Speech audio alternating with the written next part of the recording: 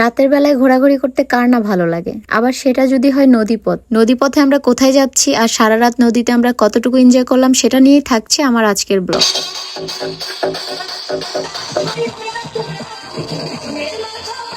হে everyone, আসসালামু আলাইকুম, welcome to my another blog.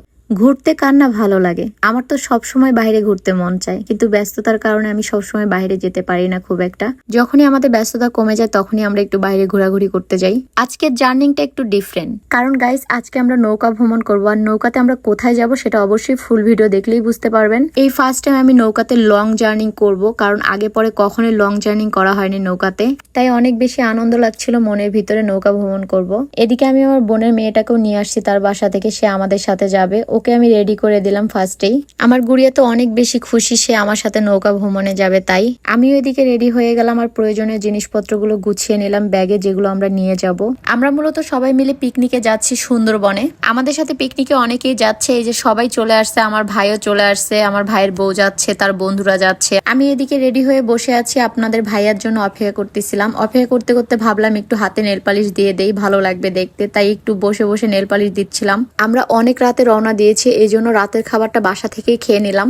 আপনাদের ভাইয়াও মাত্র আসলো, আমি এই জন্য খাবারগুলো বেড়ে নিচ্ছিলাম। খাওয়া দাওয়া করবো একসাথে দুজন, দেন তারপরে বেরিয়ে পড়বো।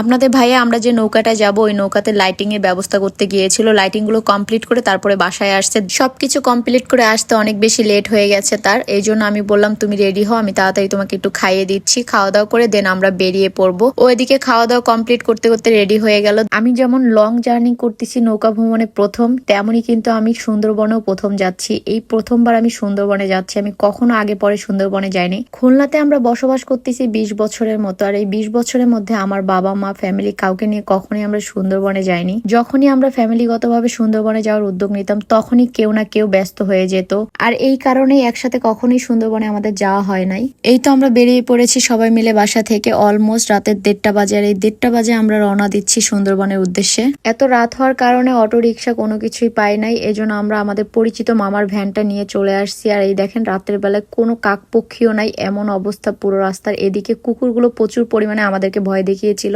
অপরিচিত মানুষ মনে করে আমাদের অনেক তাড়া দিয়েছিল, আমি তো অনেক বেশি ভয় পেয়ে গিয়েছিলাম। আমরা যাচ্ছি রূপসা ঘাটে, ওখান থেকে আমরা ট্রলারে উঠবো। ঘাটে আসার পরে অনেক জোরে জোরে গানের সাউন্ড শুনতে পাচ্ছিলাম, তখনই বুঝতে পারছি যেটা আমাদের ট্রলারেরই গানের সাউন্ড। রূপসা ঘাটে একটাই নৌকা ছিল বড়, এই নৌকাটা শুধু আমাদেরই, আর অন্য কোনো নৌকা ছিল না এখানে। এই তো আমরা এসে পৌঁছে গেছি আমাদের নৌকার সামনে। গানের সাউন্ড শুনে আমার মন তো আর একদম বাইরে টিকতেছিল না, মনে হচ্ছে কখন নৌকাতে উঠবো আর কখন উঠে একটু ডান্স দিব। আমি সবার জন্য অপেক্ষা করতেছিলাম, আমাদের টিমের সবাই আসবে যখন তারপরে আমরা নৌকাতে উঠে পড়বো। তার আগ পর্যন্ত আমরা এখানেই দাঁড়িয়েছিলাম, বাইরে দাঁড়িয়ে দাঁড়িয়ে সবার জন্য অপেক্ষা করতেছিলাম কখন তারা আসবে। আমার ভাইয়ের বউ আর বোনের মেয়েও কিন্তু অনেক বেশি খুশি ছিল, কারণ তারা এই প্রথম সুন্দরবনে যাচ্ছে ঘুরতে।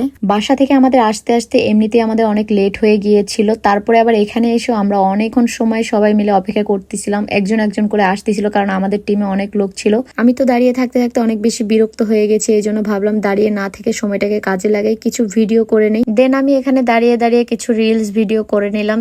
আমি তো নৌকায় ওঠার আগেই নাচানাচি শুরু করে দিছি, কারণ আমার গানের বিটগুলো এত ভালো লাগতেছিল, আমার এখানে দাঁড়িয়ে দাঁড়িয়ে নাচতে মন চাচ্ছিল। এই হলো আমাদের নৌকা। এই নৌকাটা আপনাদের ভাইয়া অনেক সুন্দরভাবে সাজিয়েছে, আর এই নৌকাটা নিয়ে আমরা সুন্দরবনের উদ্দেশ্যে রওনা দিব। আসলে এটাকে নৌকা বলে না ট্রলার বলে আমি এগুলো কিছু বুঝি না, আমার যেটা যখন মনে আসতেছে সেটাই বলতেছি। ফাইনালি অপেক্ষার প্রহর শেষ হলো, আমরা এখন সবাই আস্তে আস্তে নৌকাতে উঠবো। আমাদের টিমে যারা ছিল তারা সবাই চলে আসছে, এখন আমরা এক এক করে সবাই নৌকায় উঠে যাব।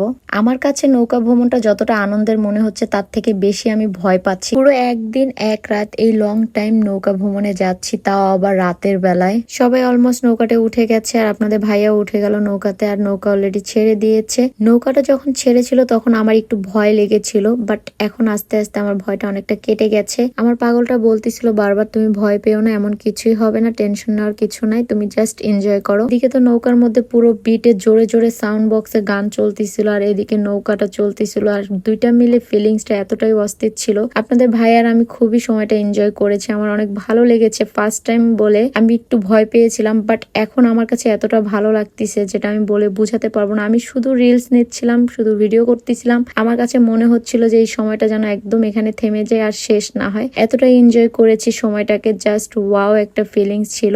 আর এই নৌকা ভ্রমণটা আমার সারা জীবনের জন্য মনে থাকার মতো একটা নৌকা ভ্রমণ আমার কাছে মনে হয়। আমি আর আমার পাগলটা যখনই সুযোগ পাচ্ছি একটু ভিডিও করতেছি, দেখতেছিলাম শুধু। নৌকাটা যখন চলতেছিল এত সুন্দর একটা ঠান্ডা বাতাস আসতেছে, এই বাতাসে মনটা আরো বেশি উৎফুল্ল হয়ে গিয়েছে। গানের তালে তালে পোলাপাইনটা সেই হারে নাচানাচি করতেছে।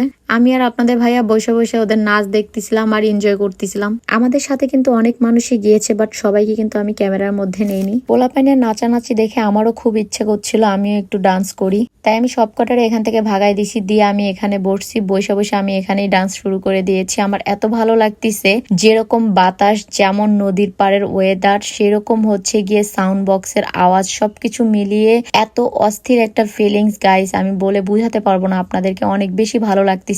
আমরা সবাই মিলে এখানে বসে বসে ডান্স করলাম কিছুক্ষণ, সবাই অনেক বেশি এনজয় করেছি সময়টাকে। আর এই দেখেন আমরা সবগুলা মিলে কিরকম ফাইজলামি করেছি। তারপরে আপনার ভাইয়ের সাথে আমি এখানে অনেকক্ষণ সময় পার করেছি। আমরা দুজন তো এখানে একদম হারিয়ে গেছি দুজনের মাঝে, এত সুন্দর একটা মোমেন্ট পার করেছি। এই মোমেন্টটা আসলে মনে রাখার মতো একটা মোমেন্ট ছিল আমাদের, একদম স্মৃতিময় করে রাখার মতো। জাস্ট ওয়াও একটা ফিলিং ছিল দুজনের মাঝেই। নদীর পাড়ে দুইজন বসে আছি, তাও আবার এত গভীর রাতে। জাস্ট ওয়াও গাইস, আমাদের দুজনে খুবই ভালো লেগেছে আর আমরা সময়টা খুব বেশি এনজয় করেছি দুজন মিলে। দুজন তো বসে বসে ডান্স করে কুল পায় না, এমন একটা পরিস্থিতি। আপনাদের ভাইয়াকে আমি কিছু ভিডিও রিলস করে দিলাম, ও এখানে বসে বসে কিছু ছবি ভিডিও করে নিল। আমি তো নাচ থামাতেই পারতেছিলাম না, গানের সাউন্ডে আমার মনে হচ্ছিল আমি খালি সারা রাত ভরে খালি নাচি। বাট অনেক ক্লান্ত হয়ে গেছিলাম ডান্স করতে করতে। আমিও কিন্তু অনেকক্ষণ সময় ধরে ডান্স করেছি, কিছুটা সময় আমিও নেচেছিলাম একা একা।